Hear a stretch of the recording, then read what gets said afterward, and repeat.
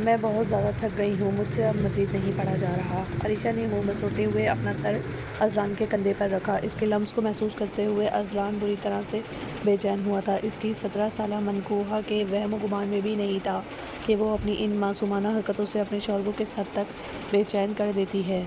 अज़लान ने बहुत ही एहतियात और प्यार से इसका सर अपने सीने से हटाया और दोबारा से इसके हाथ में पेन पकड़ाते हुए बोला, जल्दी से ये क्वेश्चन सॉल्व करो, इसके बाद जाकर सो जाना।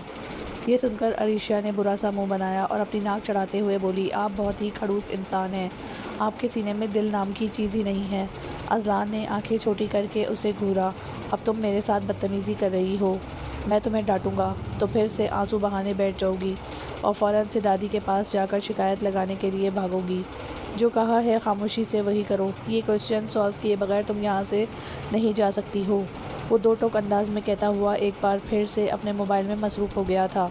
दूसरी तरफ अरीशा का बस नहीं चल रहा था कि वो सारी किताबें उठाकर किसी जगह पर छुपा दे। इसकी पढ़ाई के नाम से ही जान जाती थी। इसने साइड पर पड़े हुए बैग में से अपना मोबाइल निकाला और दोस्त को खटाखट मैसेज करने लगी, अरीशा मोबाइल साइड पर रख दो, तुम जितना जल्दी अपना काम मुकम्मल करोगी इतनी ही जल्दी तुम्हें छुट्टी होगी। मैं बस अपनी दोस्त से सिलेबस के बारे में पूछ रही हूँ, इसने मासूमाना अंदाज में जवाब दिया। अज़लान इसके चेहरे को घूर कर रह गया था। रात के 1 बजे का वक्त था, सब लोग अपने कमरों में आराम कर रहे थे और यहाँ पर वो लड़की इसके सब्र का इम्तिहान ले रही थी।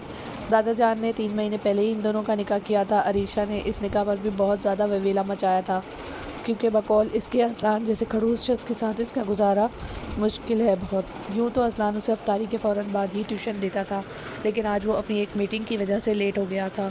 इसे रात 10 बजे ही अरीशा को अपने कमरे में पढ़ने के लिए बुलाया था। वो फैलकर इसके बेड पर लेटी हुई टेस्ट को रट्टे लगाने की कोशिश कर रही थी। अज़लान बड़ी मुश्किल से अपने अंदर उठते हुए जज्बात पर काबू पा रहा था। वो नहीं चाहता था कि इसके 18 साल के होने से पहले वो इसके साथ किसी किस्म की गुस्ताखी करे। अरीशा ने फ़ौरन से मोबाइल पर अपनी बेस्ट फ्रेंड को मैसेज किया और उसे अपनी इस सिचुएशन के बारे में बता दिया, लेकिन दोस्त का मैसेज पढ़ते ही इसके गाल शर्म के मारे लाल हो गए थे। उसे नोट करते हुए अज़लान भी हैरान हुआ, क्या हुआ है, क्या कह रही है तुम्हारी बेस्ट फ्रेंड, ज़रा दिखाओ मुझे।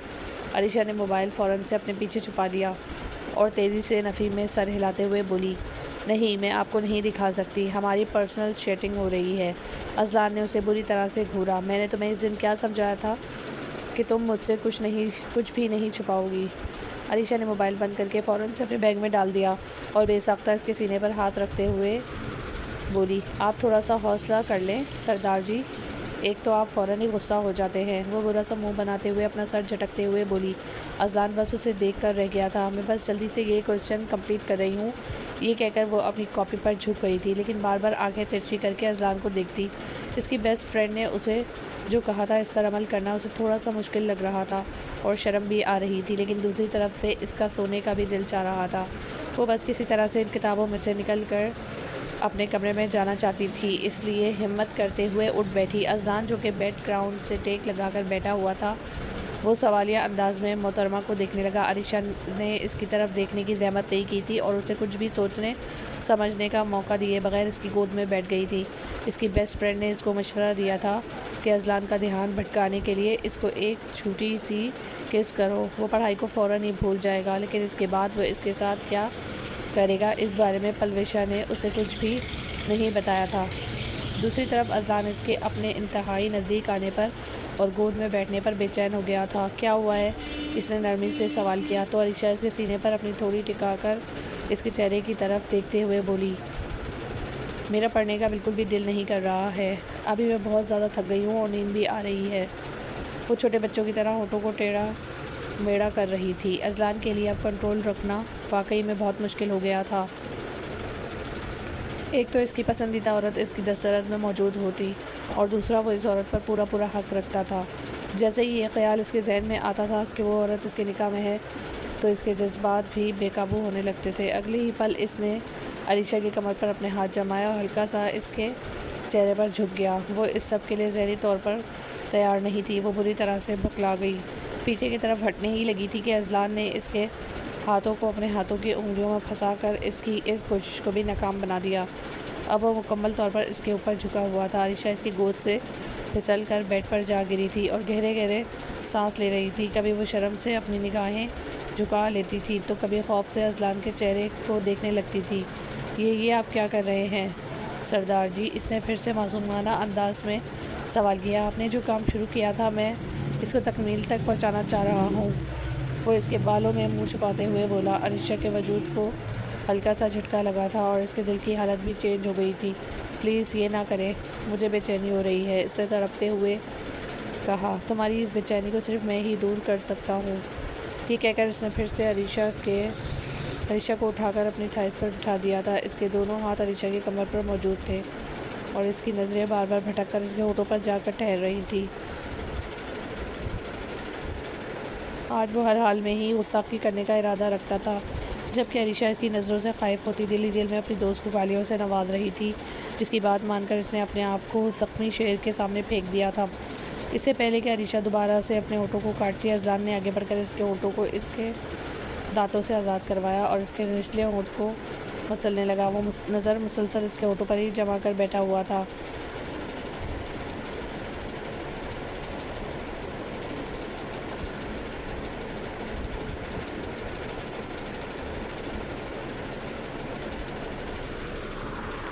तुम जानती हो ना कि हम दोनों के दरमियान क्या ताल्लुक़ है? वो उसके कानों में झुकता हुआ नरम लहजे में उससे सवाल कर रहा था। अरीशा के लिए अल्फाज अदा करना मुश्किल हो गया था। उसे लग रहा था कि इसकी आवाज़ गले में ही फंस गई हो। जब अजलान ने इसकी खामोशी को महसूस किया तो इसने बहुत ही आहिस्तगी से अरीशा की कमर को मसला। वो होश की दुनिया में आई और तेज़ी से हाँ में गर्दन हिलाते हुए बोली, जी जी मुझे पता है आप मेरे शौहर हैं और मैं आपको लाला नहीं कह सकती हूँ। अगर मैं आपको लाला कहूँगी तो बहुत ज़्यादा गुनाह मिलेगा। दादी जान ने उसे शौहर की जो डेफिनेशन सुनाई थी, इसने वो रट्टू तोते की तरह अजलान को सुना दी। वो अरीशा के इसी मासूमाना अंदाज पर हद से ज़्यादा फिदा था। इसीलिए जब अरीशा के लिए इसके दोस्त का रिश्ता आया था तो इसने पूरी हवेली को सर पर उठा लिया था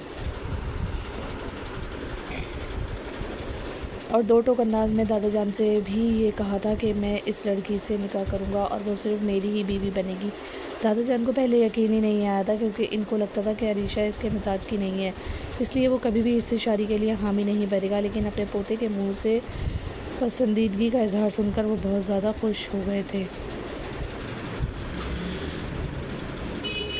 और वैसे भी बाकी सब हवेली वालों को भी पता था कि अरीशा में अजलान की जान बसती है और वो इसके लिए कुछ भी कर सकता है। और आज जिस तरह से अरीशा ने पहल की थी, वाकई में अजलान के सब्र का पैमाना लबरेज हो गया था। वो इसकी लट को उंगली के गिर्द घुमाते हुए प्यार भरे अंदाज में बोला, और तुम्हें पता है कि इस रिश्ते की क्या डिमांड्स हैं? ये कहकर वो इसकी गर्दन पर अपने लब रख चुका था। अरीशा ने तड़पते हुए बेसाख्ता अपनी गर्दन पीछे की तरफ गिरा दी थी। मुझे पता है आप मुझे हाथ लगा सकते हैं और मेरे करीब भी आ सकते हैं। वो आहिस्ता आहिस्ता और अटक अटक कर बोलती उसे मज़ीद जनूनी बना रही थी। और इसके अलावा मैं क्या कर सकता हूँ?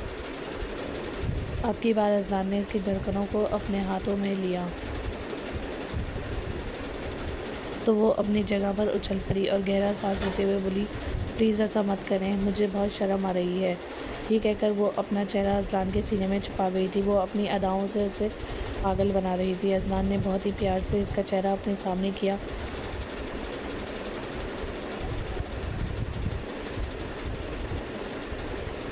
और इसके होंठों पर झुक गया। पहले तो वो बहुत ही प्यार से इसके होंठों को चूम रहा था, लेकिन फिर अचानक ही इसके लम्स में शिद्दत आ गई थी। अरीशा ने उसे दूर हटाने की कोशिश की मगर नाकाम हो गई और फिर बिलाखिर इसने अजलान की बाहों में दम तोड़ दिया था। वो इसकी पढ़ाई को मुकम्मल तौर पर भूल गया था और अब अजलान के दिमाग में इसके टेस्ट का भी ख्याल नहीं था।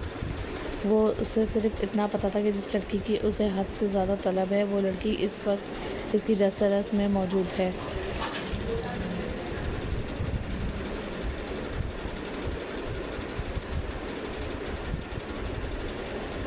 अरीशा के होंठों को आज़ादी बख्शने के बाद वो इससे थोड़ा सा दूर हुआ तो अरीशा तेज़ी से बोल पड़ी, मुझे तो यकीन ही नहीं आ रहा है कि आपने मुझे किस किया है। इसके लहजे में एक्साइटमेंट भी थी और खौफ भी था। वो इसके मासूमाना अंदाज पर फिर से इसके नज़दीक हो गया था। मैं इसके अलावा भी तुम्हारे साथ और बहुत कुछ करना चाहता हूँ, मुझे सिर्फ़ और सिर्फ तुम्हारी इजाज़त चाहिए है। वो इसके गले को चूमता हुआ बोला। इसके साथ ही इसने अरीशा की कमीज़ की बैक जिप पर भी अपना हाथ रखा था, लेकिन अरीशा ने इसकी कोशिश को नाकाम बनाते हुए फ़ौरन से इसके हाथ को पीछे की तरफ झटक दिया और हैरत से आंखें फैलाकर बोली, ये आप क्या कर रहे हैं? मैं आपको इस चीज़ की इजाज़त नहीं दूंगी। ये बहुत ही बुरी बात है। इससे बाकायदा तौर पर उंगली उठाकर अजलान को धमकी अमीज अंदाज में समझाने की कोशिश की थी। मेरी जान, आप मुझे ये सब कुछ करने से नहीं रोक सकती हैं, क्योंकि मुझे इसका हक इस्लाम ने दिया है। और आप चूँकि मेरी बेगम साहिबा हैं, तो आपका काम बनता है कि जैसा मैं कहता हूँ वैसा ही करती जाए, वरना इनकार करने की सूरत में फरिश्ते आप पर लानत भेजेंगे। वो उसे इमोशनल ब्लैकमेल कर रहा था और उसे डराने की कोशिश कर रहा था, क्योंकि वो जानता था कि ये सब सुनकर अरीशा वाकई में डर जाएगी। और वैसा ही हुआ जैसा इसने सोचा था। अरीशा की आंखें आंसुओं से भीग गई थी। इसने बेसख्ता अपने लबों पर हाथ रखा और रोती हुई आवाज़ में बोली, ये बहुत गलत है। अम्मी ने मुझे मना किया था कि मैं शादी से पहले आपको अपने नज़दीक आने की इजाज़त ना दूँ। अगर मेरी अम्मी को पता चल गया तो वो बहुत ज़्यादा नाराज़ होंगी। ये कहकर वो उठी और भागने ही लगी थी जब अजलान ने भी उठकर इसका रास्ता रोक दिया और उसे ज़ोर से दीवार के साथ पिन कर दिया। अब तुम अपनी अम्मी की नहीं बल्कि मेरी ज़िम्मेदारी हो, तो तुम्हें इनकी नहीं बल्कि मेरी बातें माननी हैं। अब बहुत ही गौर से सुनना जो मैं तुम्हें समझा रहा हूँ। ये कहकर वो इसके कानों में झुक गया था। जैसे जैसे वो उसे अपने रिश्ते की हकीकत बताता जा रहा था, वैसे वैसे अरीशा के जिस्म में कभी बढ़ती चली जा रही थी। वो 17 साल की हो गई थी, लेकिन इसके बावजूद भी हद से ज़्यादा मासूम थी। अभी कुछ दिन पहले ही इसकी कॉलेज में एक बोल्ड लड़की के साथ दोस्ती हुई थी। वो लड़की भी रमज़ान का लिहाज करते हुए इससे इस तरह की बातें कम ही करती थी,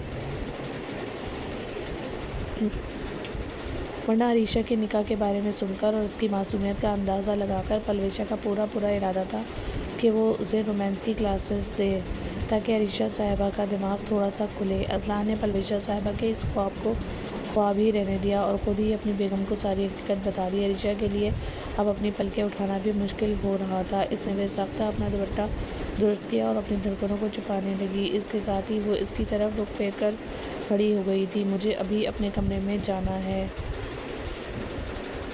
ठीक है, तुम यहाँ से जा सकती हो, लेकिन एक बात याद रखना, इसके बारे में किसी को भी ना बताना। अम्मी बीवी की आपस की बातें हैं,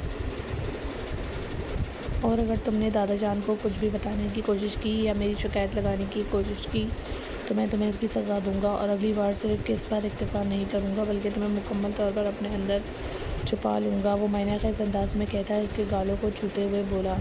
अगले ही पल वो कमरे से भाग गई थी। जिस नींद के लिए इसने वो छोटी सी शरारत की थी, अब वो नींद भी उड़ चुकी थी। उसे लग रहा था कि इसके पूरे वजूद में कीड़े मकोड़े रेंग रहे हों।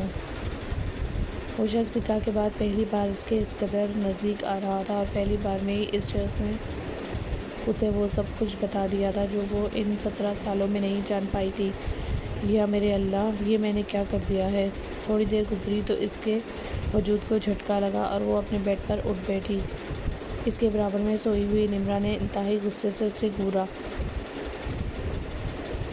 अगर इंसानों की तरह नहीं सो सकती तो यहाँ से दफ़ा हो जाओ, बल्कि अपने इस खड़ूस शोर के पास चली जाओ, क्योंकि सिर्फ वही है जो तुम्हें कंट्रोल कर सकता है। निम्रा की बात सुनकर वो तड़प उठी। अगले ही पल इसने ज़ोर से निम्रा की कमर पर मुक्का मारा। वो भी बिलबिला कर जाग उठी थी। क्या कर रही हो तुम, पागल तो नहीं हो गई? वो दोनों बहनें थी। निम्रा इससे 5 साल बड़ी थी और शादीशुदा थी। इन दिनों वो अपने मैके रहने के लिए आई हुई थी, क्योंकि इसका शौहर बिज़नेस मीटिंग के सिलसिले में कनाडा गया हुआ था। चूँकि वो हामला थी और डॉक्टर ने उसे सफ़र करने से मना किया था, इसीलिए वो हवेली वापस आ गई थी। लेकिन यहाँ पर जब वो अरीशा की मासूमियत और उसकी हरकतें देखती, फिर जब वो इसका मवाजना इसके शौहर के साथ करती, तो वो अपना माथा पीट कर रह जाती। न जाने क्यों, मगर उसे यकीन था कि शादी के बाद सबसे ज़्यादा मुश्किलात का सामना अजलान को ही करना पड़ेगा, जिसका काम इसकी बेवकूफ़ बहन को संभालना होगा। अभी भी अरीशा के मुक्का मारने पर इसकी कमर में बहुत शदीद दर्द उठा था। अरीशा को भी अपनी गलती का एहसास हुआ था। वो बेचैनी से बोली, तुम ठीक तो हो? लेकिन निम्रा की नज़रें इसकी आंखों में ठहरे हुए आंसुओं पर रुक गई थी। क्या हुआ है, तुम रो क्यों रही हो? निम्रा बेचैनी से बोली। इसकी छोटी बहन जैसी भी थी, मगर निम्रा की इसमें जान बसती थी, और अरीशा तो जैसे किसी चीज़ का ही इंतज़ार कर रही थी। अगले ही पल वो निम्रा के गले लगी और धाड़े मार मार कर रोने लगी। निम्रा को लग रहा था जैसे कुछ बहुत बुरा हो गया हो। बड़ी मुश्किल से इसने अरीशा को चुप करवाया, और फिर जब अरीशा ने उसे ये बताया कि वो इस वजह से रो रही है कि इसके शौहर ने उसे किस किया है, और इसको अज़दवाजी ताल्लुकात के बारे में भी बताया है। तो निम्रा का दिल किया कि वो अपनी बहन का मुंह तोड़ डाले। वो समझ रही थी कि कोई बहुत बड़ा मसला हो गया है। अब की बार वो इत्मीनान से बैकग्राउंड के साथ टेक लगाकर बैठ गई थी। तुम हैरान नहीं हो रही हो क्या? वो एकदम से मेरे साथ ये सब कुछ कैसे कर सकते हैं? अनीशा ने बेचारी से पहलू बदलते हुए कहा। मेरी प्यारी बहन, पहली बात तो ये है कि इसने जो कुछ भी किया है इसका मौका तुमने उसे दिया था। ज़रा कभी तुमने अपनी हालत देखी है? हर वक्त ही चमक चल्लो बनकर घूमती रहती हो। और अभी भी मुझे बताओ कि तुम्हारा दुपट्टा कहाँ पर है? जब तुम इसके पास पढ़ने के लिए जा रही थी तब तुम अपना दुपट्टा मेरी गोद में छोड़ कर गई थी, और इस सब के बावजूद तुम अपने शौहर से ये डिमांड करती हो कि वो तुम्हारे बहकाने के बावजूद भी तुम्हें नज़रअंदाज करे। निम्रा ने जले हुए अंदाज में कहा।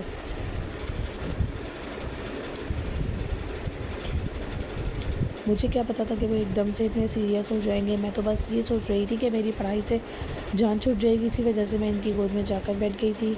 निम्रा ने गुस्से से करवट बदली और चादर सर तक तान कर लेट गई। खामोशी से सोचा, इसने कुछ भी गलत नहीं किया है, और वैसे भी इस सब पर इसका पूरा हक है। इस बारे में किसी को भी मत बताना, वरना वो तुम्हारी जहनी हालत पर शक करेंगे, और माँ को तो बिल्कुल भी नहीं बताना, वरना वो तुम्हारी हड्डियाँ तोड़ देंगी। और कोशिश करना कि दोबारा इसका सामना कम ही करो। लेकिन निम्रा बाजी, मैं इनका सामना कैसे कम कर सकती हूँ? वो रोज़ मुझे ट्यूशन पढ़ाते हैं, और कल उन्होंने मुझे ख़ास आने के लिए कहा है। प्लीज़ आप ऐसा करें ना, आप इनको बोलें कि आज के बाद आप मुझे ट्यूशन पढ़ाया करेंगी। मैं वादा करती हूँ कि मैं दिल लगाकर पढ़ूँगी और इस बार बिल्कुल भी फेल नहीं होंगी। अलीशा की मिन्नतें ख़त्म ही नहीं हो रही थी।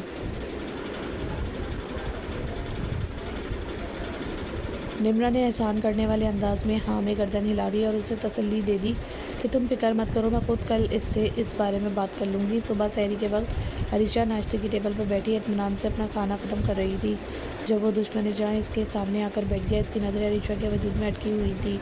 अलीशा ने बेचैनी से पहलू बदला और मदद तलब नज़रों से अपनी बहन को देखा। निम्रा ने कंधे उचका दिए थे। उसे लग रहा था कि वो इन दिनों की कहानी में विलन का रोल अदा कर रही है। अलीशा, सुबह तैयार रहना, मैं तुम्हें कॉलेज ड्रॉप कर दूंगा। अज़लान ने उसे नॉर्मल से अंदाज में मुखातिब करते हुए कहा। तो वो तेज़ी से बोल पड़ी, मैं कल कॉलेज नहीं जा रही हूँ, मेरी तबीयत बहुत ज़्यादा ख़राब है, पूरा जिस्म दर्द कर रहा है। तुम बाद में मेरे कमरे में आना, मैं तुम्हें मेडिसिन दूँगा, इससे तुम ठीक हो जाओगी। निम्रा जो कि पानी पी रही थी और इन दोनों की सिचुएशन से वाकिफ़ थी, पानी फुहारे की सूरत में इसके मुंह से निकला और दादी जान के ऊपर जाकर गिरा। दूसरी तरफ अलीशा को समझ नहीं आ रही थी कि वो कहाँ पर मुंह छुपाए। अज़ान फ़ौरन से निम्रा की तरफ मुतवज्जा हो गया था। तुम ठीक तो हो? हाँ, मैं बिल्कुल ठीक हूँ, बस मेरी बहन की तबीयत ख़राब है और इसका सॉफ्टवेयर अपडेट करने की भी ज़रूरत है।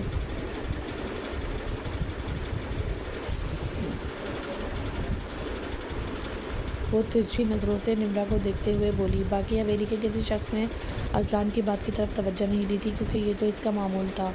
जब भी किसी की तबीयत ख़राब होती थी तो वो इनको मेडिसिन देता था, और पहले भी अलीशा इसके कमरे में सर दर्द की गोलियां लेने के लिए जाती थी, या फिर अगर उसे कोई और तकलीफ़ होती तो वो इसके पास ही पहुंच जाती थी। अलीशा ने उसे अपना पार्ट टाइम डॉक्टर बनाया हुआ था, लेकिन अब उसे अपनी उस गलती का भी अंदाज़ा हो रहा था।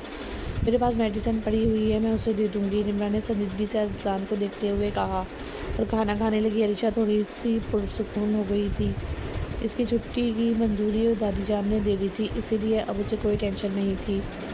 अगला पूरा दिन भी वो अज़लान से छुपती रही थी। शाम के वक्त जब अज़लान ने उसे अपने कमरे में पढ़ने के लिए बुलाया तो वो आंखें मटकाते हुए बोली, आज के बाद मैं आप ही निम्रा के पास पढ़ा करूँगी। उन्होंने मुझे कहा है कि वो मेरा फ़र्स्ट ग्रेड लाने में मेरी मदद करेंगी।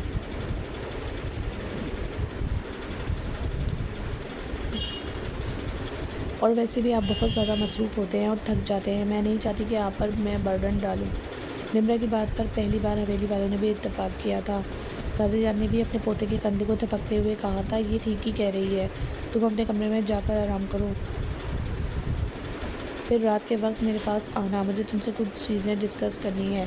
अज़लान ने गुस्से से अपनी मुट्ठी भींची हुई थी। वो अच्छी तरह जानता था कि अलीशा ये सब कुछ इससे बचने के लिए कर रही है। उसे पता था कि अलीशा को कैसे लाइन पर वापस लाना है। रात का वक्त था, सारे कज़न लाउंज में बैठे खुशगपियों में मसरूफ़ थे। अज़लान भी वहाँ पर आया तो उसे देखकर चांदनी की आंखें चमक उठी। वो इसकी फूफो की बेटी थी। वो जानती भी थी कि अज़लान का निकाह हो गया है, लेकिन इसके बावजूद भी वो इस पर लाइन मारती थी और इसके आगे पीछे घूमती थी।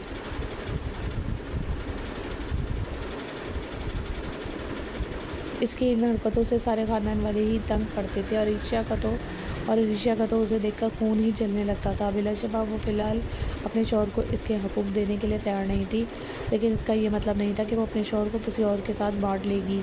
अभी भी अज़लान के वहाँ पर आने पर चांदनी पुरजोश अंदाज में बोली, कैसे हो मिस्टर हैंडसम, अब तो तुम नज़र ही नहीं आते हो। वो दोनों हम उम्र ही थे, सिर्फ चंद महीनों का ही फ़र्क था। देखने वाली आँखें होनी चाहिए, हम तो आपके आगे पीछे ही मौजूद होते हैं। अज़लान के शायराना अंदाज में बात करने पर चांदनी का तो दिल झूम उठा था, लेकिन अरीशा जो कि अपनी नज़रें अपने मोबाइल पर जमा कर बैठी हुई थी, वो बेचैनी से पहलू बदल कर रह गई थी। इसके बाद अज़लान और चांदनी कुछ गप्पियों में मसरूफ़ हो गए थे। वो ऐसे चांदनी की बातें सुन रहा था जैसे इससे ज़्यादा ज़रूरी काम उसे ज़िंदगी में कोई ना हो। निम्रा भी इसकी इस हरकत से महफूज हो रही थी। वो इन सारी चीज़ों से गुजर चुकी थी और उसे पता था कि अज़लान ये सब कुछ सिर्फ़ और सिर्फ अरीशा को दिखाने के लिए कर रहा है। फिर जब वो अपनी बहन का तपता हुआ चेहरा देखती तो उसे अपना दौर याद आ जाता था। वो वहाँ से जल्दी ही उठकर चली गई थी क्योंकि इसकी तबीयत थोड़ी सी ख़राब थी, और दूसरा उसे अपने शौहर नामदार से कॉल करके इनके खैरियत का भी पूछना था, जो कि कनाडा में जाकर अपनी बेगम को मुकम्मल तौर पर भूल ही गए थे। आज निम्रा का हमाद के साथ लड़ने का पूरा इरादा था।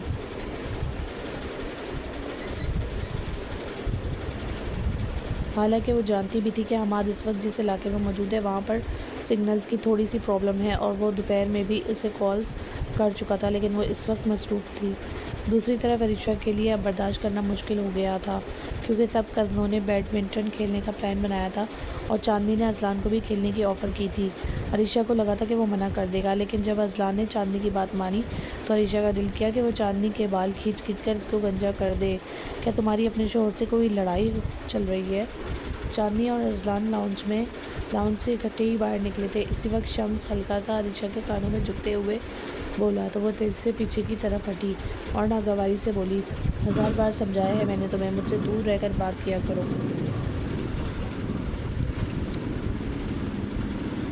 मुझे फजूल लोगों का चिपकना बिल्कुल भी पसंद नहीं है। शम्स चांदनी का ही भाई था और इससे 2 हाथ आगे था। अगर बहन अज़लान पर मरती थी तो भाई दिलो जान से अरीशा पर फिरा था, लेकिन वो इसे एक नज़र भी पसंद नहीं करती थी, इसीलिए अभी भी उसे सख्ती से समझाकर ख़ुद भी लाउंज से बाहर निकल गई थी।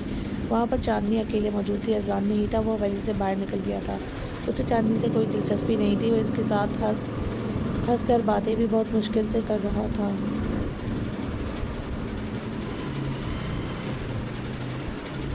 दूसरी तरफ अरीशा ने जब अपने शौहर को वहाँ पर ना देखा तो वो थोड़ी सी पुरसुकून हो गई, लेकिन दिल ही दिल में इसे पक्का इरादा किया था कि वो बाद में जाकर अपने शौहर से हिसाब किताब बराबर करेगी। आखिर इसकी हिम्मत भी कैसे हुई किसी लड़की के साथ इस तरह से हंस कर बातें करने की। जले हुए दिल के साथ वो लाउंज पे वापस आ गई थी। रात के वक्त अज़लान घर लेट वापस आया था और वो इस वक्त वाकई में बहुत थका हुआ था। ज़मीनों का हिसाब देख कर इसकी आंखें भी घूम गई थी और सर चकरा रहा था। इसका पक्का इरादा था कि वो बेड पर गिरते ही गहरी नींद सो जाएगा, लेकिन जैसे ही वो कमरे के अंदर दाखिल हुआ, सामने सोफे पर बैठी हुई हुसन की मलका को देखकर इसकी नींद उड़ गई और लबों पर मुस्कुराहट फैल गई, जैसे इसने फ़ौरन ही छुपा लिया था। वो संजीदगी से अरीशा को मुखातिब करते हुए बोला, रात के इस वक्त यहाँ पर क्या कर रही हो? क्या तुम्हें तुम्हारी अम्मी ने समझाया नहीं कि आधी रात के वक्त मेरे कमरे में नहीं आना? अगर उन्होंने देख लिया तो नाराज़ हो जाएंगी। वो अरीशा पर तंज करते हुए बोला तो वह तड़प कर इसके चेहरे को देखने लगी। आप ये सब कुछ क्यों कर रहे हैं? इसका लहजा टूटा बिखरा हुआ था। एक लम्हे के लिए अज़लान का दिल दुखा था, लेकिन वो इतनी जल्दी हार मानने वालों में से नहीं था। मैंने तो कुछ किया ही नहीं है, मैं तो बस तुम्हें तुम्हारे असूल याद करवा रहा हूँ और तुम्हारी माँ की नसीहतें दोहरा रहा हूँ, ताकि बाद में मेरी वजह से तुम किसी मुश्किल में ना फंसो।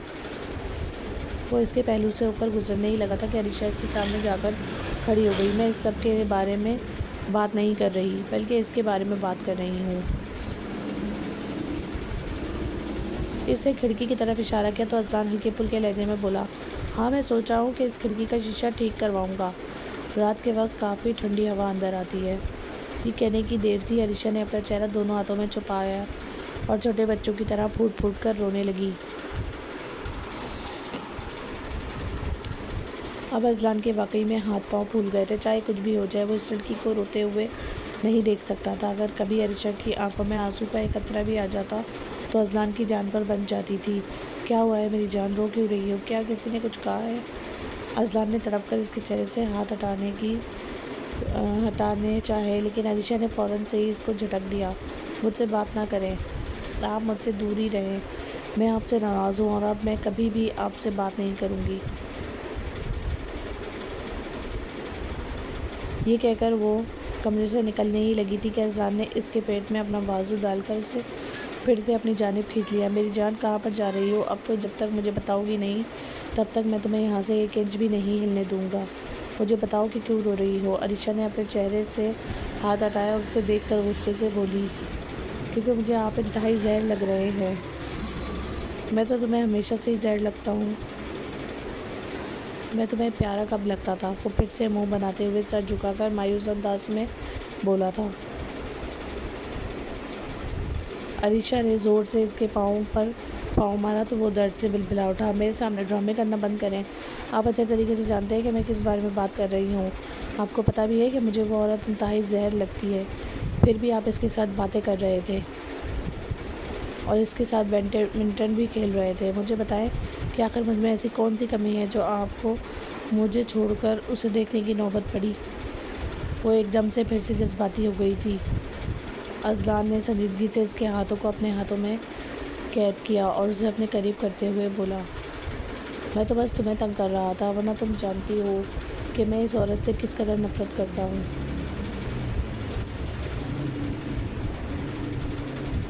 मैं तो बस तुम्हें ये दिखाना चाहता था कि जब आपका पसंदीदा इंसान आपको छोड़कर किसी और का इंतखाब करता है तो आपको किस हालत तक जेलसी होती है। तुमने भी तो मुझे छोड़कर अपनी बहन के पास ट्यूशन पढ़ने का फ़ैसला कर लिया था। वो उसे घूरते हुए बोला। अरिशा को अब सारी कहानी समझ में आ चुकी थी, इसलिए चहक कर बोली, वो लड़की है। हाँ, इसीलिए मैं भी लड़की के साथ ही बैडमिंटन खेल रहा था। अजलान ने फिर से उसे तंग किया। अरिशा ने ज़ोर से मुक्का इसके पेट पर मारा था। वो बिलबिला उठा। अरे क्या कर रही हो तुम? जान लेने का इरादा है क्या? हाँ वाकई, अब अगर आपने कभी भी किसी और की तरफ निगाह उठाकर देखा तो आपकी आंखें भी नोच निकालूंगी और आपकी जान भी ले लूँगी, क्योंकि आप सिर्फ़ और सिर्फ मेरे हैं और सिर्फ मैं ही आप पर हक रखती हूँ। वो उंगली उठाकर उसे धमकी देते हुए बोली। अजान को इसका ये रूप बहुत ही अच्छा लगा था, लेकिन तुम तो मुझे पसंद ही नहीं करती। तुम्हें तो मेरा अपने नज़दीक आना भी बुरा लगता है। वो बहके हुए अंदाज में बोलता इसकी गर्दन पर अपने लब रख चुका था। अरिशा को शिद्दत से अपनी गलती का एहसास हुआ था। उसे यूँ आधी रात के वक्त यहाँ पर नहीं आना चाहिए था। वो एक बार फिर से बुरी तरह से फंस गई थी। इसने अजलान को खुद से दूर करने की कोशिश की तो वो उसे अपने मज़ीद नज़दीक कर गया था। वो अजलान, मुझे प्यास लग रही है, वो कँपाते हुए लहजे में बोली। अजलान ने बुरा सा मुँह बनाया। तुम्हें रोमांस की क्लासेस देनी पड़ेंगी, क्योंकि इस तरह से हम दोनों का गुजारा नहीं होगा। इसने बहुत ही प्यार से अरिशा के बालों को इसके कानों के पीछे अड़सा था और अपना माथा इसके माथे के साथ टिका दिया था। अरिशा ने जब इसका हल्का फुल्का अंदाज़ देखा तो वो फ़ौरन से अपने मुद्दे पर भी आ गई और इस बारे में काफ़ी टाइम से अपनी शौहर से बात करने का इरादा रखती थी, लेकिन उसे डर लगता था कि कहीं ऐसा ना हो अजलान उसे मना कर दे।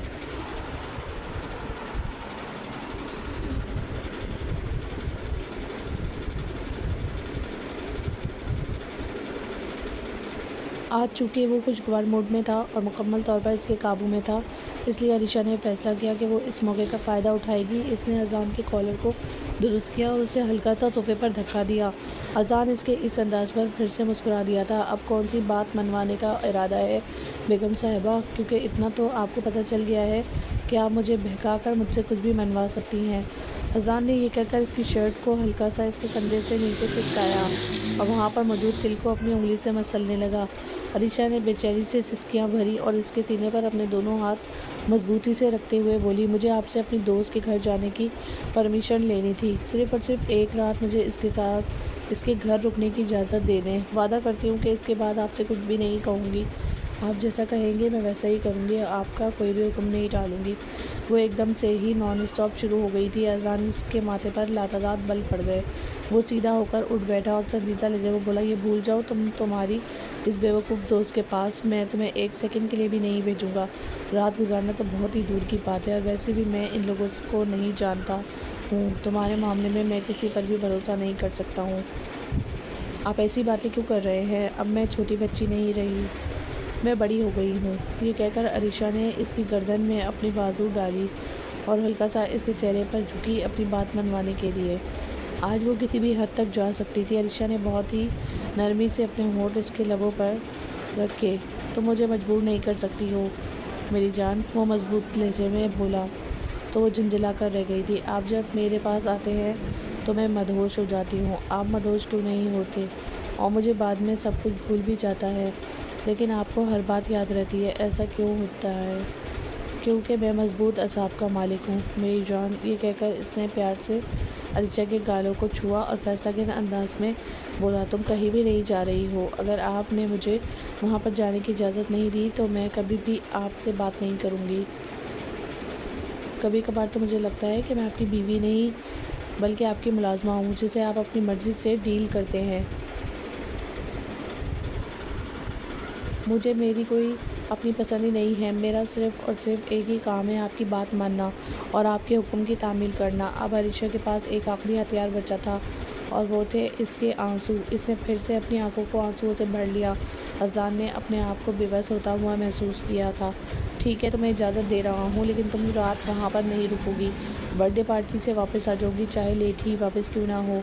मैं अपना ड्राइवर तुम्हारे साथ ही भेजूँगा। ये क्या बात कर रहे हैं? आप अगर इजाज़त देनी है तो पूरे तरीके से दें। मुझे आधी रात के वक्त वापस नहीं आना है। आप तो जानते हैं कि आजकल हालात कितने ख़राब हैं, कुछ भी हो सकता है। अरीशा पूरी तैयारी करके आई थी कि वो हर हाल में अपने शौहर से परमिशन लेकर रहेगी। काफ़ी सोच विचार करने के बाद इसने हार मानते हुए अरीशा को परमिशन दे दी थी। वो पुरजोश होकर इसके गले से जाकर लगी, इसके गालों को ज़ोर से चूमते हुए बोली, आप दुनिया के सबसे बेहतरीन शौहर हैं। अब चूँकि आपने मेरी बात मान ली है तो अब आप मेरी बेगम मेरी बात मानेगी। तो इसको अपनी गिरफ्त में लेते हुए बोला, जिस तरह से थोड़ी देर पहले तुमने मुझे किस किया था वैसे ही तुम दोबारा मुझे किस करोगी, लेकिन इस बार पूरे 1 मिनट के लिए। अगर दरमियान में भी तुम रुकी तो फिर मेरी गुस्ताखी को बर्दाश्त करने के लिए तैयार हो जाना।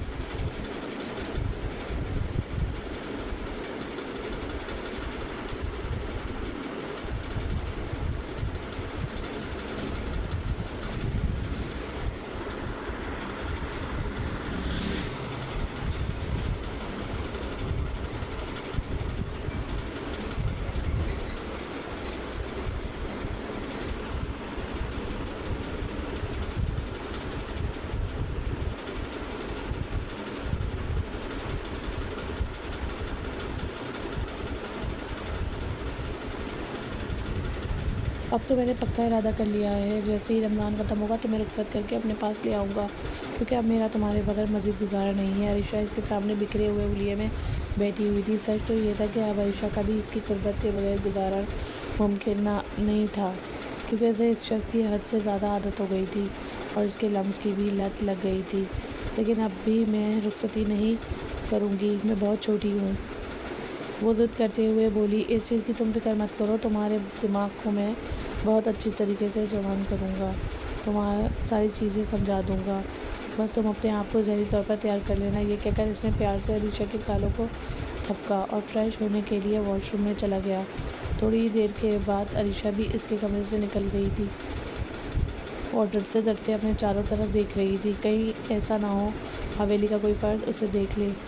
सबसे ज़्यादा डर तो उसे अपनी अम्मा जान से था, जो कि इन दोनों के एक दूसरे के साथ फेरी होने के सख्त खिलाफ थी।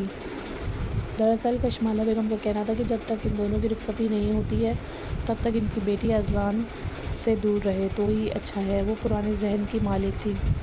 वो सोचती थी कि अगर रुखसती से पहले ही नज़दीकियाँ बढ़ने लगे तो फिर बाद में तलब कम हो जाती है, जबकि अज़लान इससे बिल्कुल उलट सोचता था। और चूँकि वो बचपन से ही अरीशा की सारी सरगर्मियों को देखता हुआ आया था, वो इसके सारे काम खुद ही करता था, इसलिए अब इसका यूँ एकदम से अरीशा से अलग होना नामुमकिन था और दादा जान ने भी इसको इजाज़त दी हुई थी, इसलिए कोई कुछ नहीं कह सकता था। लेकिन कशमाला बेगम का जहाँ पर भी बस चलता था वो अरीशा को मना कर देती थी। जवाब में वो अपनी अम्मी को तसल्ली देते हुए कहती कि जैसा आप समझ रही हैं वैसा कुछ भी नहीं है। लेकिन अब चूँकि इन दोनों की आपस में नज़दीकियाँ पैदा हो गई थी, इसलिए अब तो वो ये अल्फाज भी अदा नहीं कर पाती थी, लेकिन बल्कि जब भी इसकी अम्मा उसे इस हवाले से कुछ समझाती तो वो फ़ौरन से अपना सर झुका देती थी और इसका चेहरा एकदम ही लाल हो जाता था। इस दुश्मन जान के साथ गुजारे हुए लम्हात इसकी नज़रों के सामने घूमने लगते थे। अज़लान ने उसे इजाज़त तो दे दी थी, लेकिन अब इसका दिल बेचैन हो रहा था लेकिन चूँकि अरीशा की ज़िद थी और वो ये नहीं चाहता था कि वो इसे एक ज़ालिम शौहर तस्वर करे, इसलिए इसने अरीशा की बेस्ट फ्रेंड का नंबर भी ले लिया था। परवेशा दूसरी तरफ बहुत ज़्यादा एक्साइटेड थी। वो लोग काफ़ी ओपन माइंडेड थे। इसकी बर्थडे पार्टी पर बहुत से मेल फ्रेंड्स भी आए हुए थे। अरीशा जानबूझकर अज़लान को अपने साथ नहीं लाई थी, क्योंकि वो जानती थी कि ये माहौल देखकर अज़लान उसे भी वापस अपने साथ लेकर जाएगा। परवेशा उसे लड़कों की दोस्तों के बारे में जो कुछ भी बताया हुआ था, इसके बाद वो बहुत ज़्यादा पुरतजस थी। वहाँ पर परवेशा ने इसके अपने कुछ कज़नों से भी मुलाकात करवाई थी, जिसमें से एक डीएसपी शमशेर खान था। शमशेर को पहली ही नज़र में वो लड़की बहुत अच्छी लगी थी। जिस तरह से इश्तियाक से वो वहाँ पर मौजूद सब लोगों की बातें सुन रही थी, इससे साफ ज़ाहिर हो रहा था कि वो सारी ज़िंदगी हवेली की चार दीवारी के अंदर ही रही है। इससे बाहर की दुनिया नहीं देखी। बाद में जब शमशेर ने इससे शूटिंग रेंज की और घर सवारी के हवाले से बातें की तो वो और भी ज़्यादा पुरतजुस हो गई। ऐसा नहीं था कि इसने कभी पिस्टल वगैरह नहीं देखा था। वो सरदारों के ख़ानदान से ताल्लुक़ रखती थी और हथियार तो सरदारों का जेवर होते थे।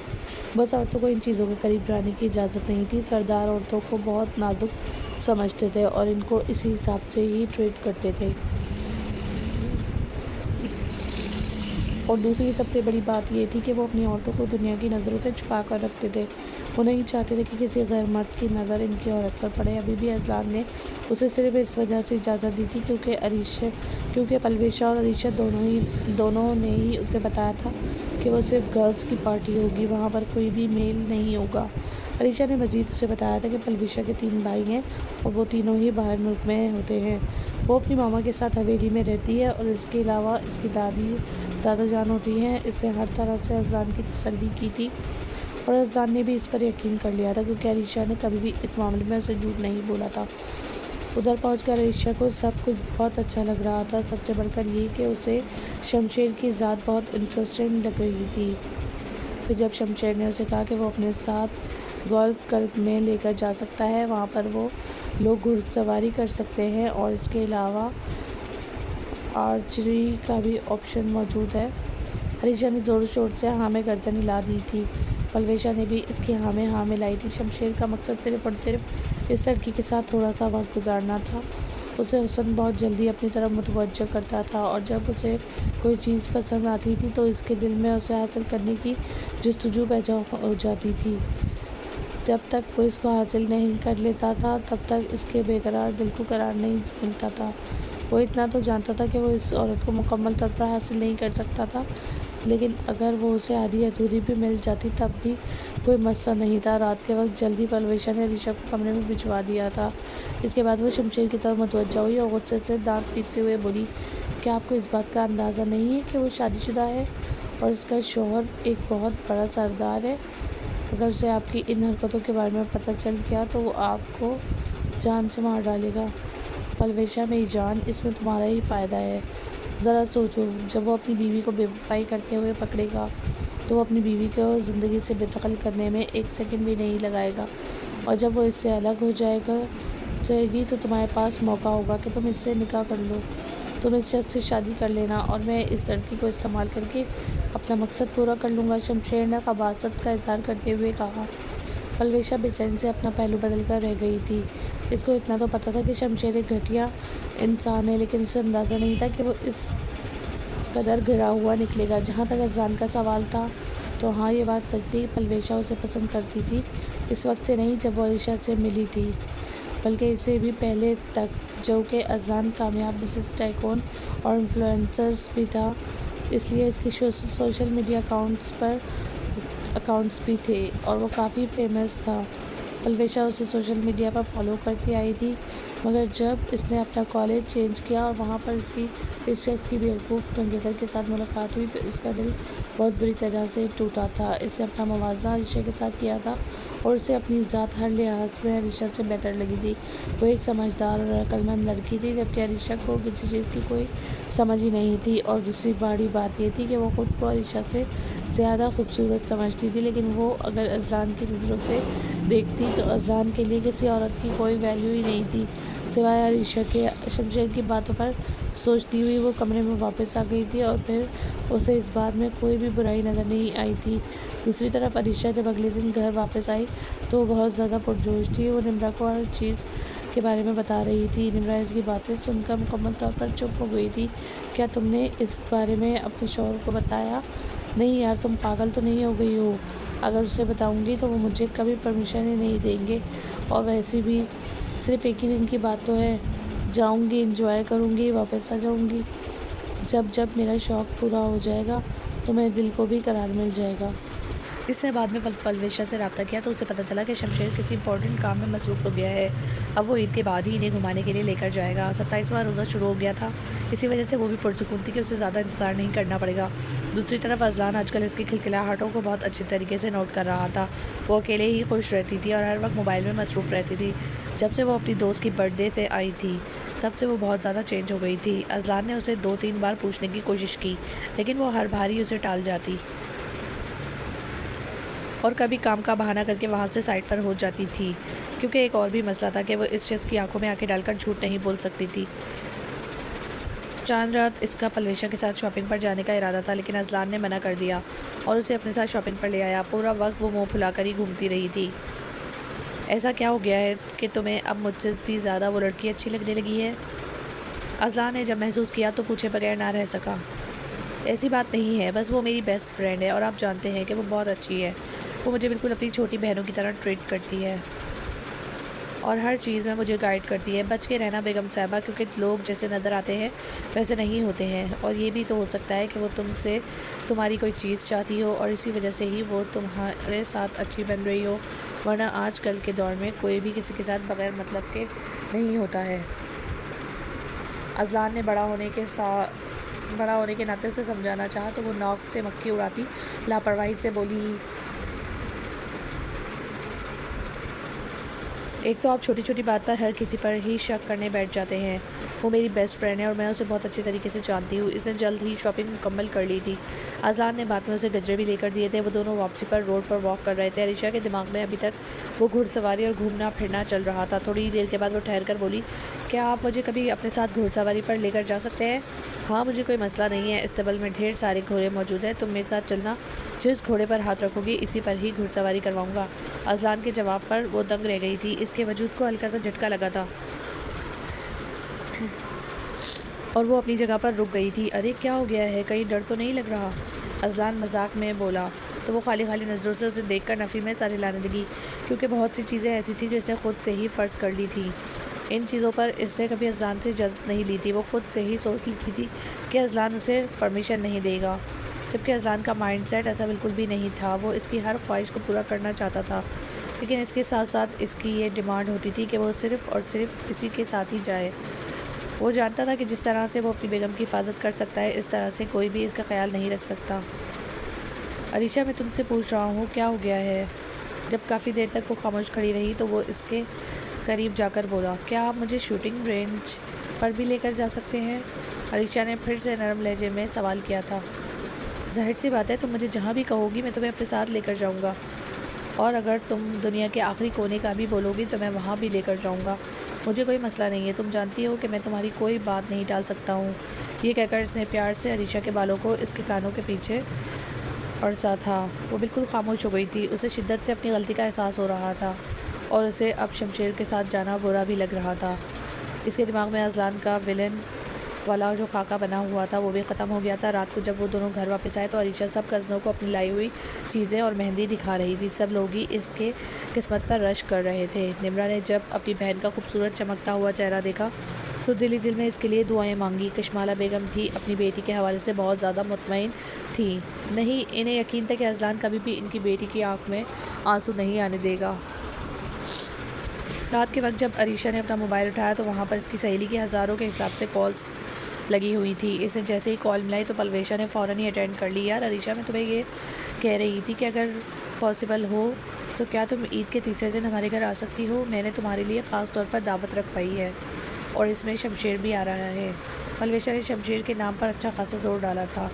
एक लम्हे के लिए अरीशा का माथा ठटका था। इसका दिमाग थोड़ा सा काम करना शुरू हुआ तो उसे इस चीज़ की रियलाइजेशन हो गई थी कि जब से वो पलवेशा के घर से वापस आई है तब से लेकर अब तक वो इससे सिर्फ़ और सिर्फ शमशेर के बारे में ही बातें कर रही है। कभी वो उसे शमशेर की पसंद और नापसंद के बारे में बताती थी तो कभी वो उसे शमशेर के किस्से सुनाती थी। अरीशा भी बहुत ही दिलचस्पी से सुनती थी, इस वजह से नहीं कि उसे शमशेर पसंद था, बल्कि इस वजह से क्योंकि वो इसका बहुत बड़ा शौक़ पूरा करने वाला था। अब तो अरीशा को रह रहकर अपने ऊपर भी गुस्सा आ रहा था। इससे बहुत ही नरम लहजे में पलवेशा को इनकार किया और बहाना बना दिया कि ईद के तीसरे दिन मैं अपने शौहर के साथ घूमने के लिए जाऊँगी।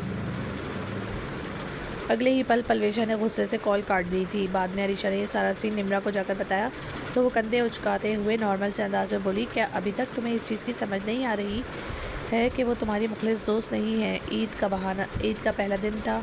अरीशा अज़लान से ईदी लेने के लिए बेचैन हो रही थी और उसे यकीन था कि अज़लान सबसे पहले उसे ही ईदी देगा। लेकिन जब वो बाहर निकली तो वो पहले ही अपनी बहनों को और बाकी कज़ों को ईदी दे रहा था। ये देखकर इसके माथे पर बल पड़ गए। अज़लान ने उसे देखा तो फ़ौरन ही ईदी देने के लिए इसकी तरफ बढ़ा। मुझे अब आपकी ईदी नहीं चाहिए। आपने मुझसे प्रॉमिस किया था कि आप सबसे पहले मुझे ही देंगे। अज़लान ने बेचैनी से अपने माथे पर हाथ मारा था। वो अपनी बेगम को अच्छी खासी और मोटी रकम दे रहा था। अगर सब कर्ज़ों की ईदी मिलाई जाती तब भी ये पैसे नहीं बनते थे। लेकिन अरीशा को तो इस बात का गम था कि इसके शौहर ने उसे दूसरे नंबर पर रखा और अपने कमरे में जाकर बंद हो गई थी। अरीशा मेरी जान, दरवाज़ा खोलो, देखो मैंने तुम्हारे लिए ईदी के साथ साथ और भी बहुत सी चीज़ें लाई हैं। मुझे नहीं चाहिए ये सब कुछ, आप अपने पास रखें। और हाँ, एक और बात भी सुन लें, अब ईद के बाद मुझे आपसे रोमांस की क्लासेस भी नहीं लेनी है, वो भी जाकर अपने कज़नों को ही दीजिएगा। वो अच्छी खासी ऊंची आवाज़ में बोल रही थी। 2-3 कज़न जो कि कमरे के आसपास ही खड़े थे वो खीगी करने लगे, जबकि अज़लान इसके बदतमीज़ी से जवाब देने पर गुस्से से दांत पीस कर रह गया था। उसे मोहतरमा से इस चीज़ की बिल्कुल भी उम्मीद नहीं थी। क्लासेस तो अब मैं तुम्हें बहुत ही अच्छे तरीके से दूंगा, वो आहिस्ता आवाज़ में दांत पीसते हुए बोला। अरीशा जो कि दरवाजे के साथ ही टेक लगाकर खड़ी थी, इसका दिल तेज़ी से धड़का था। अगर तुमने 2 मिनट के अंदर दरवाज़ा ना खोला तो मैं दरवाज़ा तोड़ कर आ जाऊँगा, और तुम जानती हो कि मैं जो कहता हूँ वो करता भी हूँ। अरीशा ने फट से दरवाज़ा खोल दिया था। आपको मुझसे माफ़ी मांगनी चाहिए और आप मुझे धमकियाँ दे रहे हैं, कितने बुरे इंसान हैं आप, वो मुँह फुलाते हुए बोली। अगले ही पल वो कमरे में दाखिल हो गया था। लात मारकर इससे दरवाज़ा बंद किया और अरीशा की तरफ बढ़ने लगा। वो बुखलाते हुए पीछे की तरफ हटी। मैं आपसे नाराज़ हूँ, आपने मेरे साथ चीटिंग की है। ये सुनकर अज़लान ने फ़ौरन से अपने कान पकड़ लिए थे और मासूमाना अंदाज में सॉरी करने लगा। आज इतना ख़ास दिन है, क्या इस दिन भी मुझसे नाराज़ हो जाओगी? और देखो, इतनी ईदी तुम्हें दी है, इतनी किसी को भी नहीं दी। ये कहकर अज़लान ने लिफाफा इसकी तरफ बढ़ाया तो अरीशा की पूरी आंखें खुल गई थी। अब मुझे मेरी ईदी चाहिए, पहले तो शाबाश मेरे गले मिलो। अरीशा ज़ोर से इसके गले से जाकर लगी थी, लेकिन धड़कनों के मिलते ही वो खिला गई और पीछे की तरफ हटी, जबकि इसके इस अंदाज़ पर अज़लान खिलकर हंसा था। तुम वाकई में बहुत क्यूट हो, ये कहकर इससे प्यार से अरीशा के गाल खींचे। आप मुझसे कितनी मोहब्बत करते हैं और मैंने देखा है कि आपको कभी भी मुझ पर गुस्सा नहीं आता है, ऐसा क्यों है? अरीशा को जो सवाल काफ़ी दिनों से तंग कर रहा था, बिला आखिर इसने पूछ लिया। क्योंकि मैं तुमसे मोहब्बत करता हूँ और तुम्हारी कोई भी हरकत मुझे बुरी नहीं लगती है। मैं बस तुमसे हमेशा एक चीज़ की तवक्को करता हूँ, मेरा मान कभी भी मत तोड़ना और ना ही मेरे एतमाद को ठेस पहुँचाना, और मुझसे कभी कुछ मत छिपाना। वो इसकी आंखों में देखता हुआ भारी लहजे में बोला। इसके अलावा मुझे तुमसे कुछ भी नहीं चाहिए, प्यारी लड़की। और हाँ, एक और छोटी सी बात, अब अपने आप को रुखसती के लिए तैयार कर लो, क्योंकि मैं मज़ीद इंतज़ार नहीं कर सकता हूँ। चलो अब मैं बाहर जा रहा हूँ, तुम भी जल्दी से बाहर आ जाओ। वो कमरे से निकलने ही लगा था कि अरीशा ने इसकी बाजू पकड़ी और इसके गले लगकर रोने लगी। मुझसे एक छोटी सी गलती हो गई है और मैं इस गलती पर बहुत ज़्यादा शर्मिंदा हूँ। मुझे ऐसा नहीं करना चाहिए था, लेकिन मुझे शैतान ने बहका दिया था। अरीशा ने रोते हुए उसे इस दिन की पार्टी के बारे में और शमशेर से अपनी मुलाकात के बारे में बता दिया था। वो ये सुनकर खिलकर मुस्कुरा दिया, क्योंकि वो इस बारे में जानता था। एक दिन अरीशा इसके सामने यूं ही मोबाइल रखकर चली गई थी। उसे किसी का मोबाइल चेक करने की आदत नहीं थी,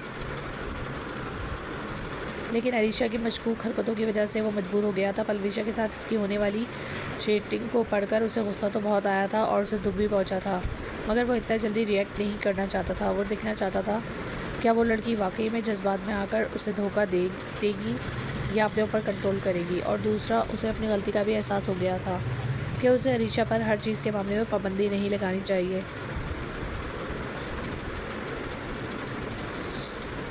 इसलिए इस रात इसने उसे शूटिंग रेंज पर ले जाने की और घुड़सवारी करवाने की भी हामी भरी थी, और इसका नतीजा वाकई में बहुत अच्छा निकला था।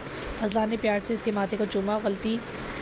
गलती मेरी भी है, मुझे तुम पर हद से ज़्यादा पाबंदियाँ नहीं लगानी चाहिए। मैं इस पर बहुत ज़्यादा शर्मिंदा हूँ, लेकिन मैं अब पूरी कोशिश करूँगा कि तुम्हें मुझसे कोई शिकायत ना हो और माजी में जो कुछ भी हुआ है उसे भूल जाओ। बेहतर यही होगा कि आप पलवेशा से भी दोस्ती तोड़ दो। वो तुम्हारे साथ हरगिज़ भी मुखलिस नहीं है। इससे अरीशा को ये नहीं बताया था कि वो पहले से ही सब कुछ जानता है, क्योंकि वो चाहता था कि जो एक मान इनके दरमियान है वो बरकरार रहे।